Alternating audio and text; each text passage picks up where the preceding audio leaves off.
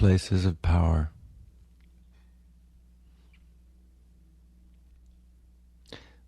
The earth is a place of power.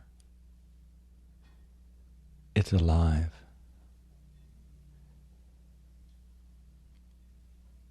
Most people think of the earth as an inanimate object. It's alive. Some people think of it as growing and changing. Volcanoes spew forth lava. New islands and continents are created, old ones fall or drift. Civilizations come and go. But the earth is alive, meaning it has awareness. Different types of awareness in different places. Just as you have different awarenesses in different parts of your body. But your body is not a total reflection of your awareness, is it? So the earth, what we call the earth is the body, but what is its awareness?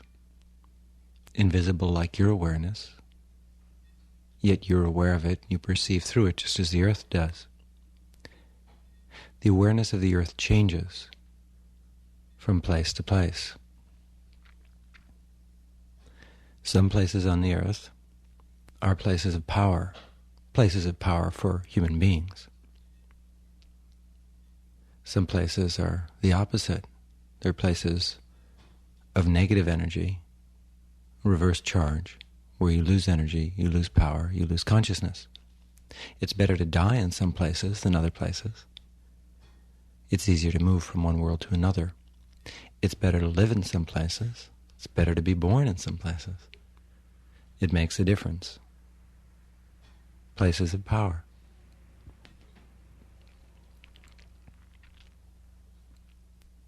What makes a place of power a place of power? No one really knows. It just is. Yet places of power attract powerful beings who live there, visit there, meditate there, gaze, jump into other worlds from that spot. And that increases the velocity of the place of power. Places of power, like people, can be drained. Some people go to a place of power or live near it to access its energy. But they pollute it. There can be a beautiful lake, clear, crystal, pristine. People go and they live by the lake, they build houses on the lake, and they throw their garbage in the lake, and they pollute it with their sewage, with their thoughts. And soon the lake is no longer a pure crystal lake. It's something else, isn't it? It's a reflection of the attention field of the beings who live there. Well, people do that to places of power. You will notice that wealthy people live in places of power.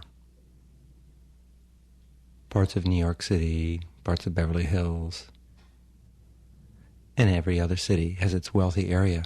Did you know that that's a place of power? And the reason those people live there is because they draw more energy from there to stay rich and famous? That's why it's so expensive to live there.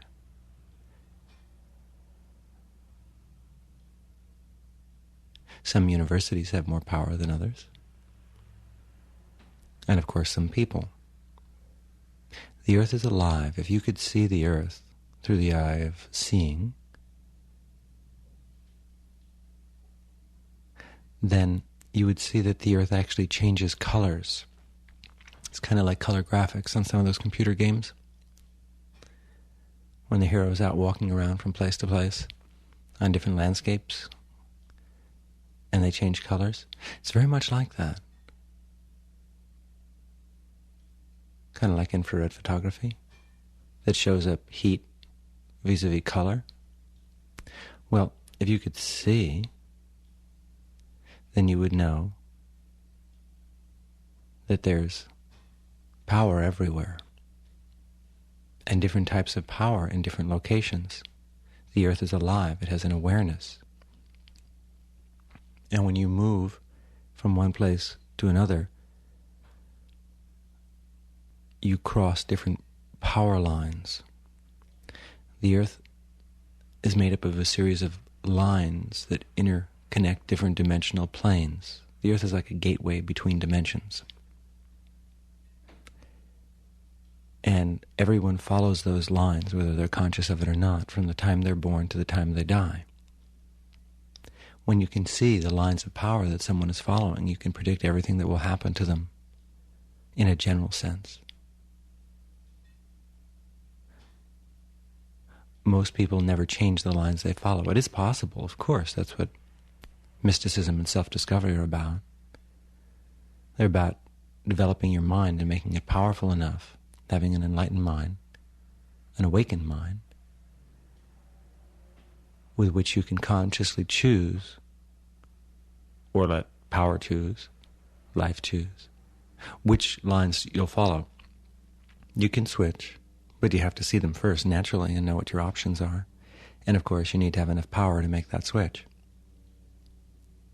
The place you live in naturally is the most important.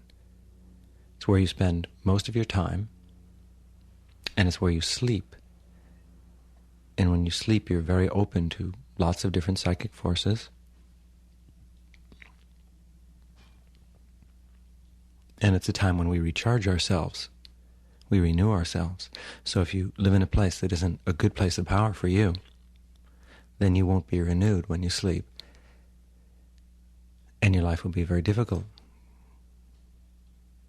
So the first step for someone who practices the advanced arts of self-discovery and psychic development,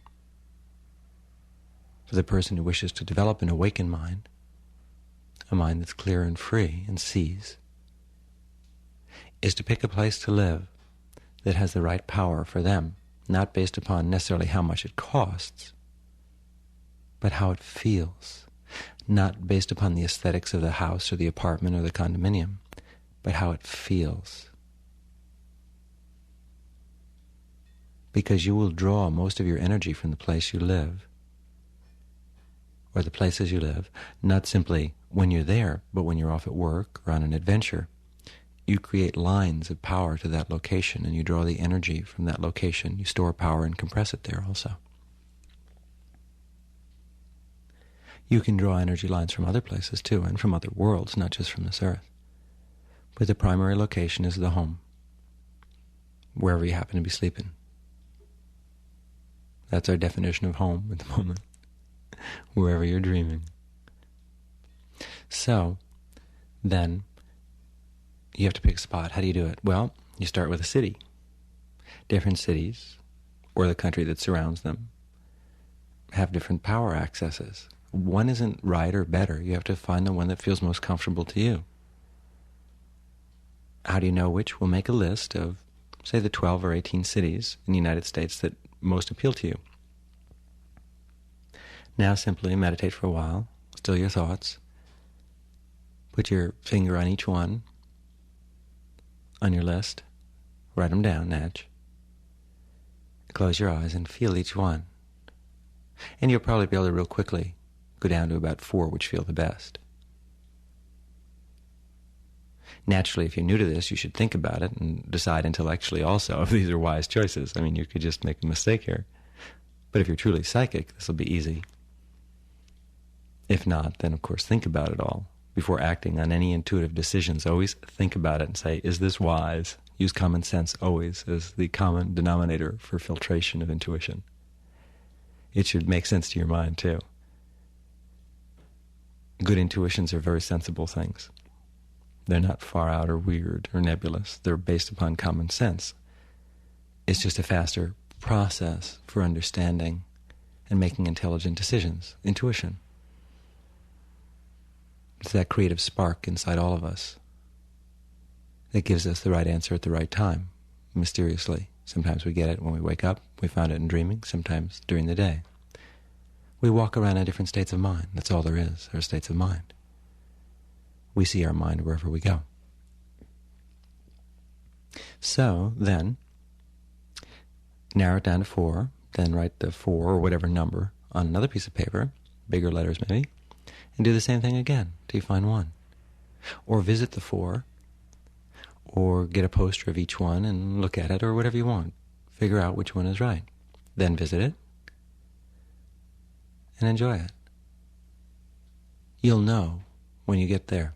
Actually, when you get off the plane, when you land, you don't even have to see the city. As soon as you get off the plane, then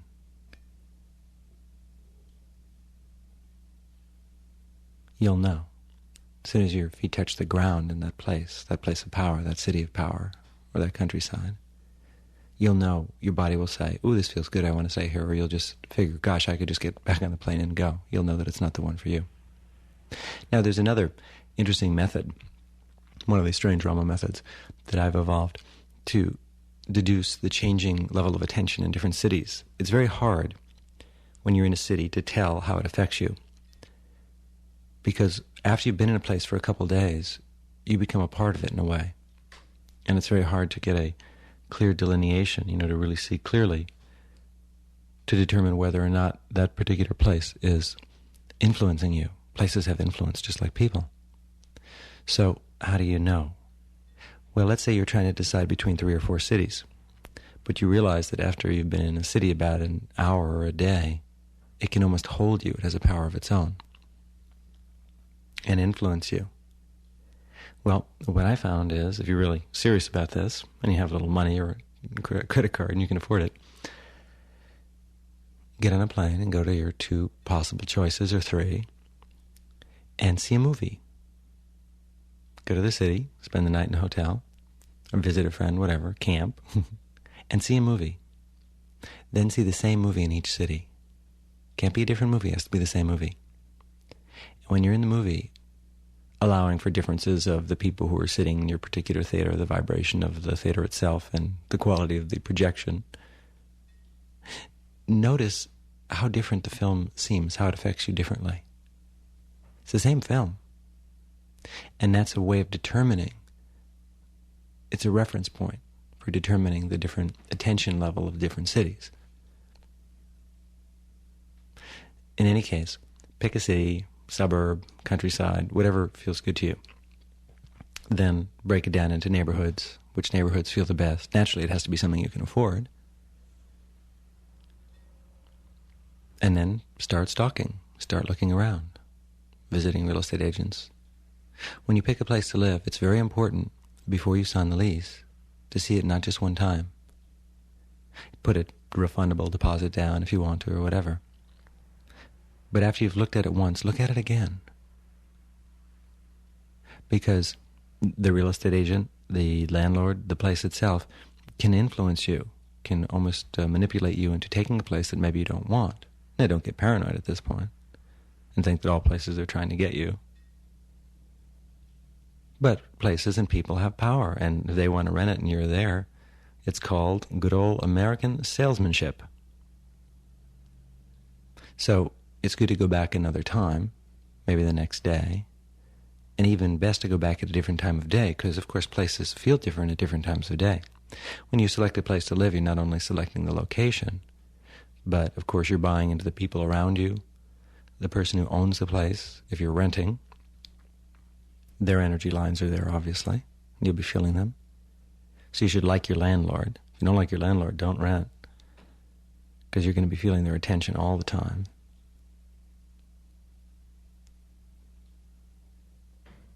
Good idea not to live next door to the landlord, unless you really like the landlord, because they're going to be thinking about you and focusing on you a lot. Pick carefully. But don't be afraid to pick one. Take the best of what's around. You can always change, but we have to be practical.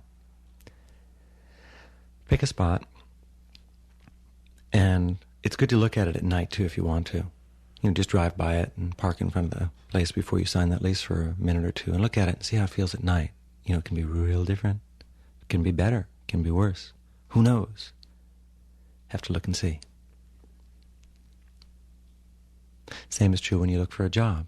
Get the job that sounds the best, but it shouldn't be in a place that drains you. If there are 2 or 3 job possibilities, if one pays a little less, but the place feels 10 times better, go for it. Because ultimately, if you're drained, you won't be able to move on to a better job or a better position. Whereas if you feel good about where you work and whom you work for, That means your body's telling you it feels good, again, of what's available. How great can it be? They're paying you, right? But still, pick the one that feels good. When you drive to work, follow a power line. Drive along the road that feels right. There might be one route that takes 10 minutes longer, but the power line is better for you along there. They're lines that run along the earth, invisible lines. They're invisible till you can see them. Drive along those. In terms of movie theaters, places you shop, supermarkets, everything is on a different place of power.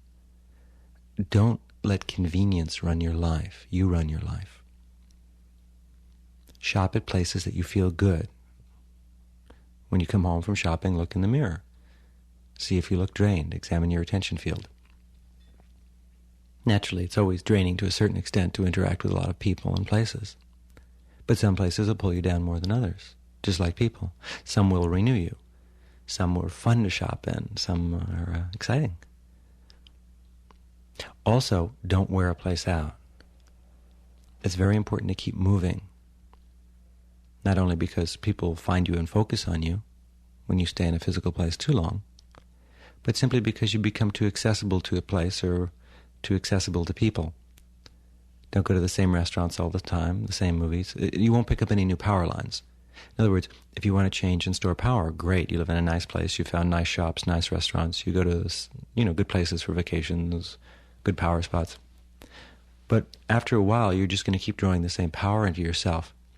And if you don't switch to new places, you won't be drawing new energies into your body. So all you'll do next year is repeat what you did this year pretty much. Follow me? Find good things, but then don't wear them out. Touch life lightly. Look for new places of power, new friends, new shops, new experiences. And naturally, of course, power changes. The earth shifts. Power lines sometimes become weaker, some are stronger. So sometimes a place will feel good for a while because it is. And then the power shifts. And if you stay there, then that place can feel bad and drain you that once empowered you. Same with people, right? People change. You can change a power that used to work for you when you were in college. Doesn't work now. If you lived back at the college that empowered you and made you feel great, or you tried to lead the type of life that you did then, it won't work for you now. So the places you spend most of your time are what we're really concerned with, since every place is a power spot of one type or another. A power spot isn't just some place you hike out to in the desert or mountains. I mean, how often are you going to be there? The really important ones are the places you spend your time. Houses, cities, shops, freeways, department stores, apartment complexes, people you visit. Always trust how you feel. And if you're not sure, look in the mirror. Look in the mirror before you go someplace and see how your attention looks, and then look again when you come back. Sort of gaze. Don't focus on any part of your face, but look at your whole self. It just takes a few seconds. You don't have to spend minutes. And you'll kind of get a sense of, gee, is there more light, more energy? Do I look good? Do I look younger, or do I look older? That sort of thing. Places of power. Today is the 29th of December. It's around 5 o'clock in the afternoon now. The sun is setting here in scenic New England, a place of power, Boston. Tremendous mental clarity here. Wonderful place to live and work. Now, here's an example. Lines of power change. Massachusetts, where I'm making this tape right now, had one of the highest unemployment rates in the nation just a few years ago. Today it has the lowest of any state. What happened? How come suddenly they went from one of the highest to the lowest? Obviously, the power shifted here, which is why I happen to be here speaking to you today. Because the power here is very strong and very good. So I thought, what a fun place to come and visit for a while. Because the power here is very strong. Something very good is happening. Particularly, obviously, in the computer industry. But what a fun place. It could change again. Employment is not necessarily an indicator, but it could be. Anything could be. But you should see some kind of reflection in the economy, in the way that people are, Everything's a state of mind, but our states of mind are radically affected by where we live and with whom we associate with and whom we think about. Even if we haven't seen someone in years and we think about them, we touch them psychically and that affects us. So the person who seeks to find their totality, to become free, has to be extremely concerned with where they live, where they spend their time, who and what they think about. Because at every moment you're gaining or losing energy. Your attention field is rising or falling. And the strongest effect for most people on their attention field is produced by the earth and the people they know. One day when you move further into other planes of attention, you won't draw quite as much from the earth, but you'll also draw from other realities. And you'll be affected more by non-physical beings than physical beings.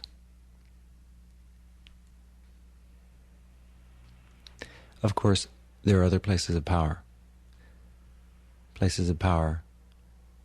that we go and visit, places of power where we go to be enlightened, renewed, healed, where we gain energy.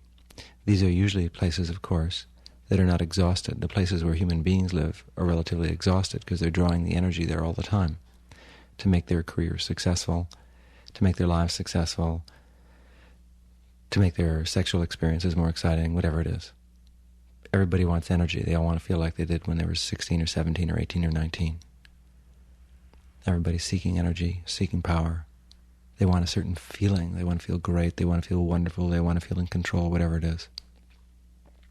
So people don't touch the earth lightly. They live in a place. They draw all its power. They don't leave any over. And then, of course, a place that felt wonderful a few years ago is today's trash lake. And we see that in some of the most wonderful cities in America and the world. They were great places of power and they've been drained. Oh, if humanity went away, they would renew themselves in time, just as the forest will grow back over the concrete in time. But with humanity spreading and covering every inch of the globe, soon the Earth's power field will drain lower and lower, and of course then there are certain consequences that have to come from that. But in the meantime, there are still a few good power places left around. Naturally, they tend to be in more inaccessible places. So it involves more driving, more travel. That's why the guru always lived on top of the mountain, or the saint went out to the desert. Because there were places of uninterrupted power where there were fewer thought forms, of course, from people, less people, easier to meditate. But also, the power lines there have not been interfered with. Everybody's not tapping into them and putting a lot of diffuse desire, plain energy into them. Desire is the primary pollutant of power places. People go there to have their desires fulfilled.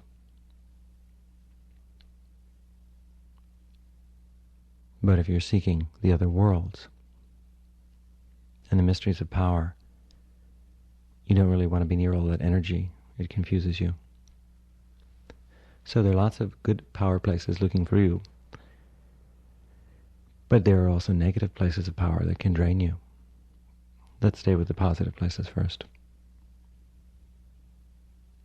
There are places of rest and renewal, places of more direct healing, places of enlightenment, places of vision, where you can see particularly well, places of course, power, where you store power. There are different types of places out there in the wilderness, in the deserts, on the mountains, by the seashore, wherever there aren't too many people. How can you tell one from the other? Only by experience. You just need to go there and walk around and be sensitive, meditate as you walk. Your body will direct you.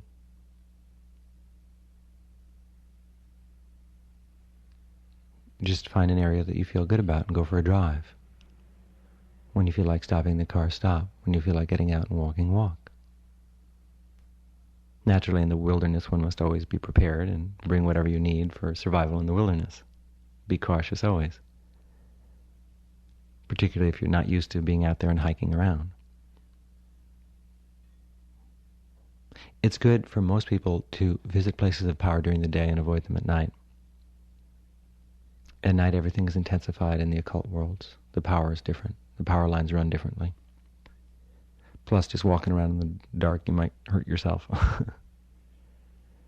You don't really have to go to most places of power for very long.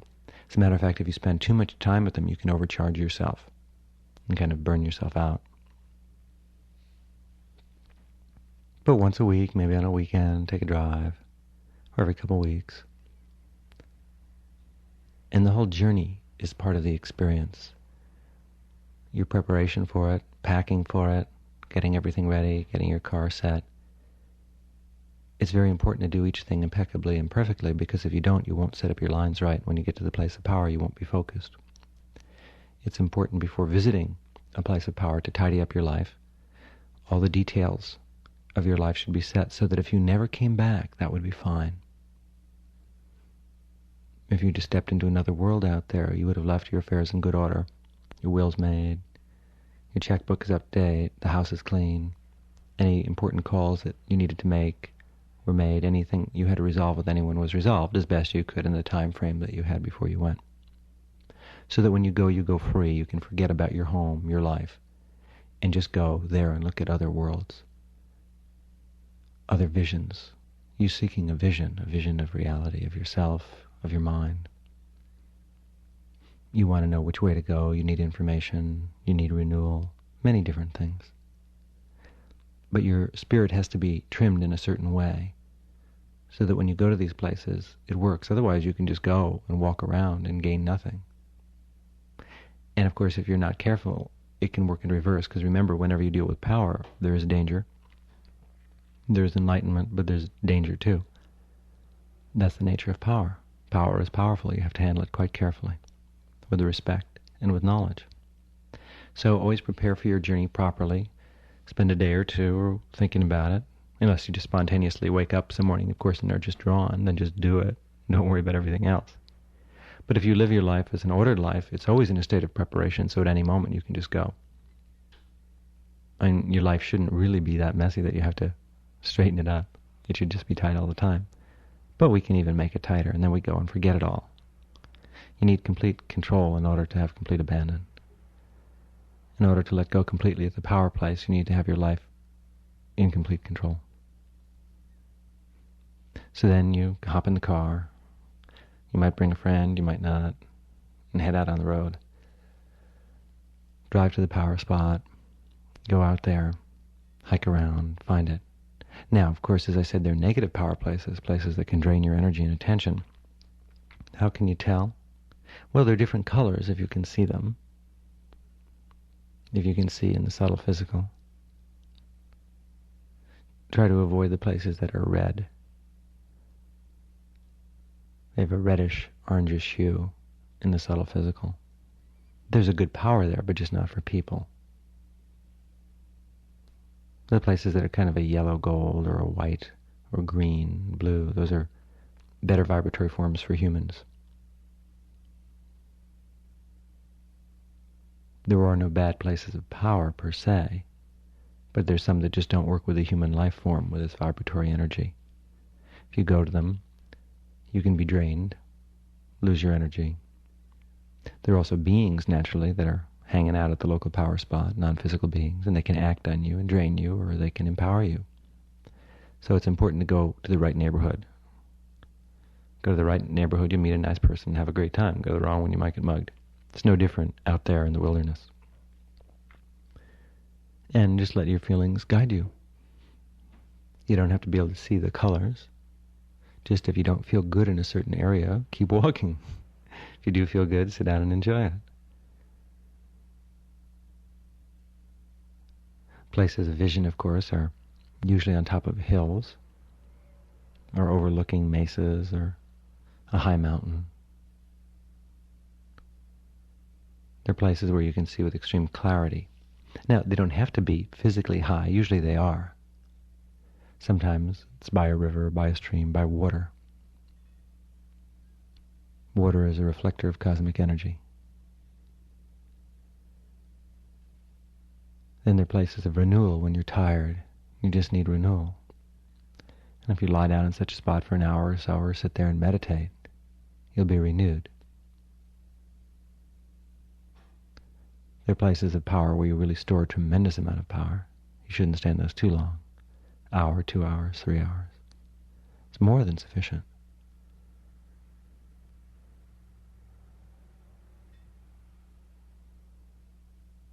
And what do you do when you're there? You walk around in the wilderness, you find a spot you like, you sit down on your little mat or whatever you bring with you. Well, naturally, what's important is what you think about. If you think about negative thoughts out there, fears, they'll all be amplified by the place of power. If you think about positive things, that'll be amplified. If you don't think at all, that's the best. So it's important to meditate there. You might bring your journal along and write a few thoughts down, write a poem. You might, of course, camp there and practice dreaming there, but be careful. You have to feel very good about the place because it changes at night. And when you're out there alone, unless you really know what you're doing, you can be a target to all kinds of forces. The places of power, particularly in the desert and high mountain areas, are very strong. If you're just going to your local forest, I wouldn't worry about it. Camp and have a great time. But in the very remote spots in the desert and high mountains and rocky areas, you must be concerned. I think it's a good idea to not do it by yourself, but to bring a buddy, someone to give you a reality check. And then you can practice dreaming, but you can practice that at home too. Be cautious always when dealing with places of power. They're good, but they're best taken in small amounts. It's like eating a wonderful dessert. It's good not to eat every bit sometimes, but stop when you could have one more bite and walk away. That control is very necessary when dealing with power, otherwise you can just amp out and gain too much power and start to think strange thoughts and have strange ideas. Monitor your thoughts when you're in a place of power, and if suddenly you start to get depressed or paranoid or become obsessed with fears, it's time to get up and move. That's how you tell if you found a good spot or a spot that will drain you. Watch your thoughts, monitor them. Don't be concerned about one little strange thought, but if you see a pattern, it's time to move. You're being influenced in a negative way. Try and avoid thinking about people you know when you're out there or on the trip there. You don't want anybody else's attention in your attention. You're going there just for the energy, just for the experience. If your attention is tight, you'll see other worlds there. You'll pass through magical doorways into other dimensions. You can step from one world to another if you have enough personal power, enough control of your attention, if you have an awakened mind. Places of power. It's very important to travel. The earth, as I said, has different levels of attention, and a place can hold you and act upon you. If you find that you're just not traveling a lot, it may not be because you wouldn't enjoy it. It might be because the power of a place is holding you, or the thoughts of the people around you are holding you. That's why they invented the weekend. The weekend is a good time, from a strategic point of view, to go on a journey. Pack your bags. It's not necessarily expensive. Stay in your local Best Western motel or whatever your favorite is. Doesn't have to be fancy. Go camping and get away. Also, people tend to get particularly weird human being types on weekends. Normally they're very focused during the week. They're going to work. They're running their businesses. But then when they come to a weekend, they tend to get depressed because they don't have anything to do. They try and find joy in their pastimes, but they expect too much. They expect Friday or Saturday night to be the most wonderful thing, or the weekend to be this or that.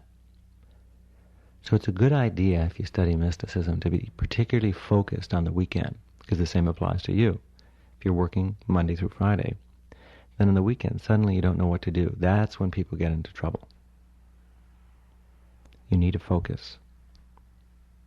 You need a biscuit, right? So, at that point, it's good to go to a place of power. Even if it's just for a couple hours, even if it's just local, even if it's just a little place of renewal that's around the corner, a local park. But try and get about 20 miles away from the area you're normally in. Power lines rarely extend more than about 20 miles.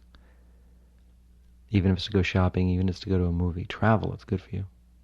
Go away for a weekend. Visit somebody. Drive. That's why they invented the wonderful automobile. Get out there and drive.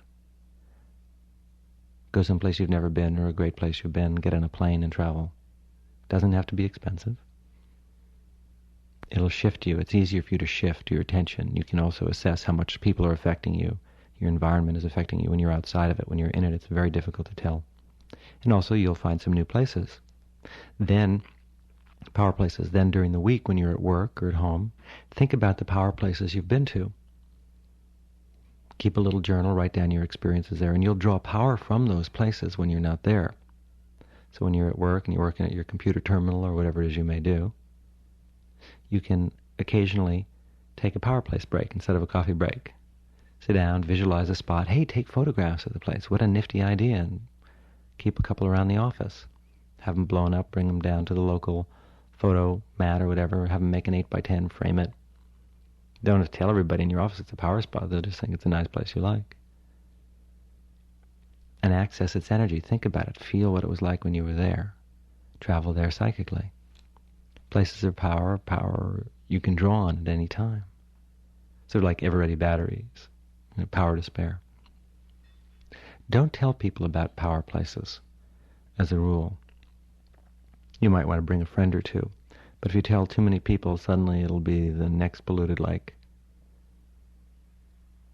If somebody's supposed to find a power place, they'll find one themselves. They'll be drawn. And your power place might not work for them. It's good to be discreet about these things and inaccessible. Also, it's good if people don't know the power places you go to, because then they can focus on you when you're there and draw power through you or try and control you. It's good if people don't know where you live and where you are all the time. Otherwise, you become too accessible to them. They focus on you and they exert a level of mental control over you. Inaccessibility doesn't mean you're scared or running away. It just means that you don't want everybody to know every detail of your life. And so it's good to be inaccessible about the special power places that work for you. Keep them to yourself, or just share them with one or two very close friends. But don't share all of them with anybody. Always keep a part of yourself just for you. It's not selfish, it's quite sensible in my opinion.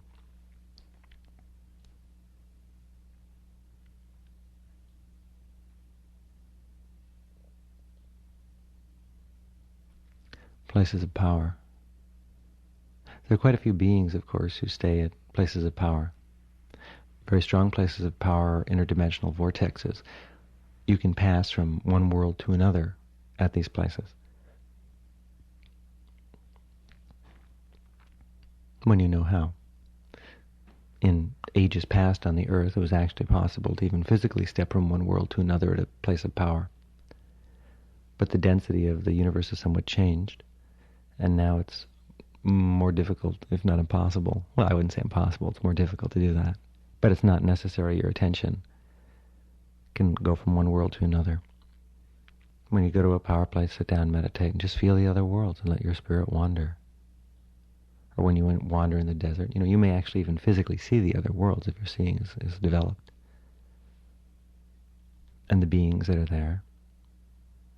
I wouldn't try and seek out the beings necessarily unless you feel pretty strong.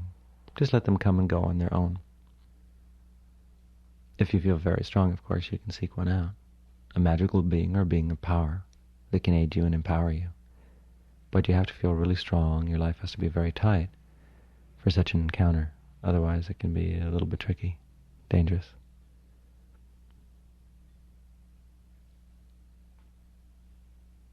Most beings don't have interest in human beings, non-physical beings. They could care less. They have their own worlds and their own pastimes. But there are some that act upon people that either empower or drain, but most are neutral. And they have to be sought out. They have to be found. Usually you have to look for them. They don't really look for you. Some people are all kinds of, they're very concerned about non-physical beings, draining them, taking their energy. I really think that that's unnecessary paranoia. The only things you have to be concerned about are either your own thoughts or human beings. The non-physical beings really don't care what happens to people. You have to actually seek them out and find them, convince them to aid you. But there are some that can act on you in a negative way in the wilderness. So it's good to be cautious, as I said. Always just trust your feelings and never be afraid of anything. Something can only gain power over you if you're afraid or unaware. Always feel that you can do everything necessary in your whole life yourself under your own power, or your power will bring any assistance you need. If you need to develop power, just meditate. Practice stopping your thoughts. You gain power from gazing, focusing on yantras, pulling in energy from the other worlds. That's where power is gained, from visiting power spots, leading a tight life, avoiding situations and energies and people that drain you. Having fun, being happy generates wonderful energy. Being strong, putting energy back into the system for others. Higher occult principles.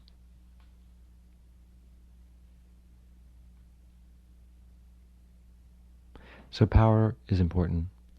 Without it, we don't live. Our attention field falls apart. Places are alive. And they affect you much more than you realize.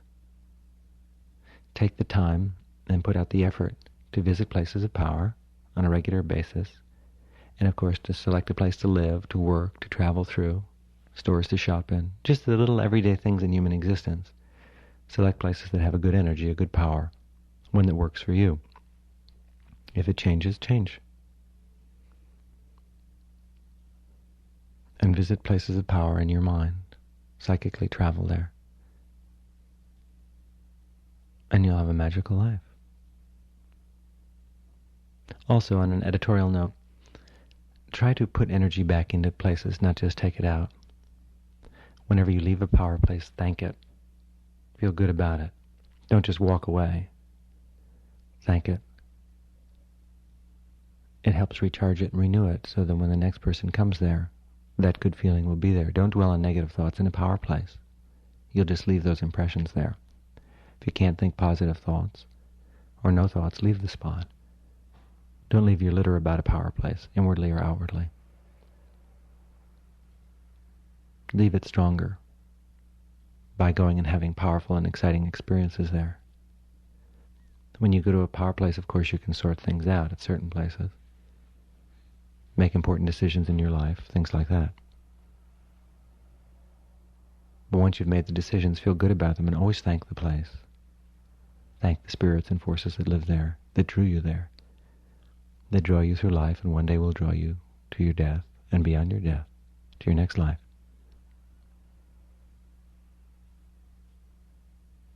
That thanking, that putting energy back in the network and that touching life gently will cultivate a higher awareness in you, and you'll see much more with that awareness than most people do. Places of power, enjoy them. And keep them to yourself. So this is Rama, somewhere in Massachusetts, enjoying this great place of power, Massachusetts, with this clear energy and cold weather. It's wonderful. One of many fine places on the planet to visit. Always consider yourself a tourist of the planet Earth. Just here for a while, read the brochure, incarnated here, just checking it out. Want to see the best spots while you're here, avoid the worst, and then off you go. We're tourists of the universe. We're wandering through different states of mind wherever we go. We are awareness.